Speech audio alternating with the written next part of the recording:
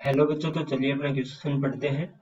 ध्रुवित तथा अध्रुवित प्रकाश में अंतर समझाइए। पोलेरॉइड द्वारा समतल ध्रुवित प्रकाश के उत्पन्न करने तथा विश्लेषण करने की विधि लिखिए। तो इसके लिए देखिए, सबसे पहले अपने मुख्य अवधारणा देखते हैं कि अपने पास क्या होगी।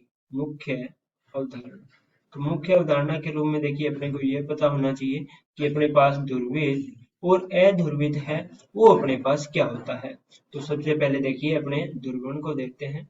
ध्रुवित प्रकाश, ठीक है। ध्रुवित प्रकाश है वो अपने किसे कहेंगे, अपने को ये पता होना चाहिए।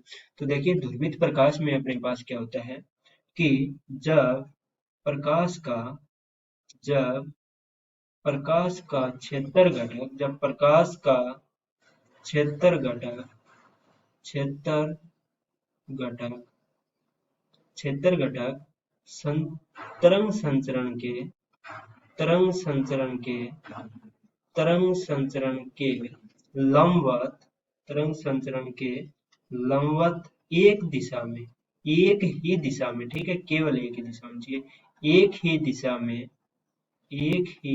दिशा में गमन करे एक ही दिशा में गमन करे तो इसे तो इसे ध्रुवित प्रकाश कहते हैं।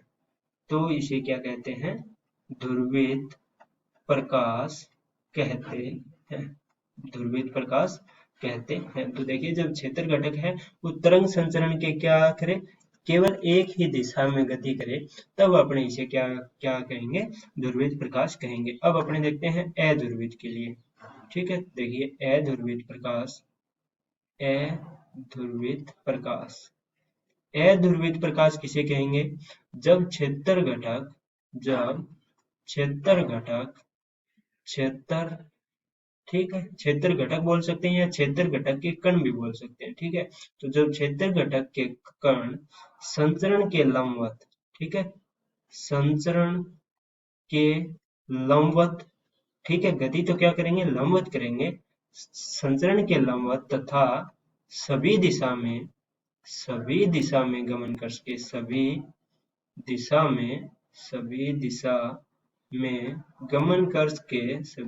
में गमन कर सके तो इसे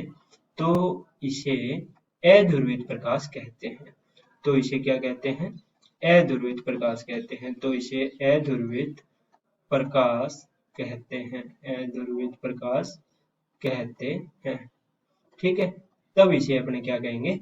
अध्रुवित प्रकाश कहेंगे। तो इस प्रकार अपने ने ध्रुवित और अध्रुवित प्रकाश में है वो अंतर देख लिया है। अब देखिए पोलेरॉइड द्वारा समतल ध्रुवित प्रकाश को उत्पन्न करने तथा विश्लेषण करने की विधि अपने पास क्या है। तो देखिए पोलेरॉइड से अपने कैसे ज्ञात कर सकते हैं। तो पोलेरॉइड, ठीक है, पोलेरॉइड से अपने इसे कैसे ज्ञात कर सकते हैं कि जो प्रकाश है वो अपने पास समतल ध्रुवित है या अपने पास नहीं है, इसका अपने को विश्लेषण करना है। तो देखिए पोलेरॉइड से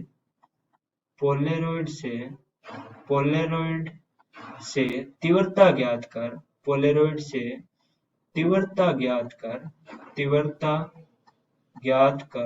ज्ञात कर ध्रुवण का पता लगाया जा सकता है। ध्रुवण का पता लगाया जा सकता है, ठीक है, पता लगाया जा सकता है। तो अब अपने देखें कि किस प्रकार से लगाया जा सकता है। तो इसके लिए अपने को इसकी थोड़ी क्रियाविधि है वो अपने को पता होनी चाहिए कि इसमें क्या होता है। देखिए होता क्या है कि ये अपने पास पोलेरॉइड है वो एक द्विवर्णक की भांति कार्य करता है, ठीक है, यानी अपने पास दो परतों से यह बना होता है।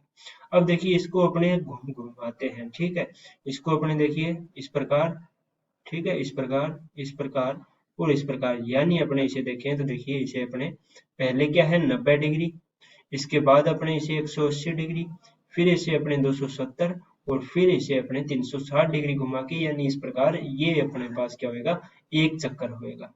और एक चक्कर में अपने बार बार तीव्रता है वो ज्ञात करेंगे और इससे अपने पता लगाएंगे, ठीक है। एक चक्कर में अपने पहले तीव्रता है वो ज्ञात करेंगे, फिर देखिए जो भी परिणाम मिलेगा उसके हिसाब से अपने कुछ यानी प्रकाश का ध्रुवण है वो पता लगा सकते हैं। इस प्रकार से तो देखिए यदि पूर्ण चक्कर में पूर्ण चक्कर में तीव्रता परिवर्तित ना हो, तीव्रता परिवर्तित ना हो, ठीक है, तीव्रता परिवर्तित ना हो तो प्रकाश कैसा रहेगा? अध्रुवित रहेगा। तो प्रकाश अध्रुवित होगा। तो प्रकाश क्या होगा? अध्रुवित होगा, अध्रुवित होगा। फिर देखिए, यदि पूर्ण चक्कर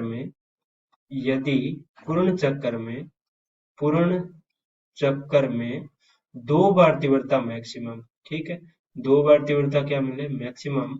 वह 2 बार ही तीव्रता है वो मिनिमम मिले। मिनिमम कितनी होती है अपने पास? 0 होती है। तो 2 बार तीव्रता शून्य रहे तो प्रकाश कैसा है? तो प्रकाश समतल ध्रुवित है। तो प्रकाश समतल ध्रुवित होगा। ठीक है, तो इस प्रकार अपने ने देखा कि मुख्य अवधारणा से अपने तीव्रता ज्ञात कर पोलरॉइड से समतल ध्रुवित प्रकाश है वो पता लगा सकते हैं। यदि तीव्रता 2 बार मैक्सिमम 2 बार अपने को मिनिमम एक चक्कर में मिले तो प्रकाश कैसा है? समतल ध्रुवित है। तो इस प्रकार अपने ने इस पोलरॉइड से यह ज्ञात कर दिया है कि प्रकाश है वो समतल ध्रुवित होगा या नहीं। मैं आशा करता हूँ कि आपको समझ में आ गया होगा। धन्यवाद।